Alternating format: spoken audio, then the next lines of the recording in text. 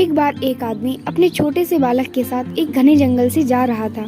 तभी रास्ते में उस बालक को प्यास लगी और उसे पानी पिलाने उसका पिता उसे एक नदी पर ले गया।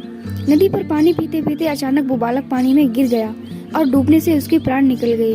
वो आदमी बड़ा दुखी हुआ और उसने सोचा कि इस घने जंगल में इस बालक की अंतिम क्रिया किस प्रकार करूं। तभी उसका रोना सुनकर एक गिद्ध, सियार और नदी से एक कछुआ वहां आ गए और उस आदमी से सहानुभूति व्यक्त करने लगे।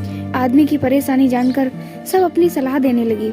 सियार ने लार टपकाते हुए कहा, ऐसा करो, इस बालक के शरीर को इस जंगल में ही किसी चट्टान के ऊपर छोड़ जाओ, धरती माता इसका उद्धार कर देगी।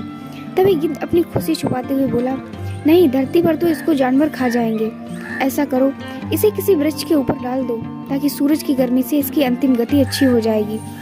उन दोनों की बातें सुनकर कछुआ भी अपनी भूख को छुपाते हुए बोला, नहीं, आप इन दोनों की बात में मत आओ। इस बालक की जान पानी में गई है, इसलिए आप इसे नदी में बहा दो। और इसके बाद तीनों अपने अपने कहे अनुसार उस आदमी पर जोर डालने लगे।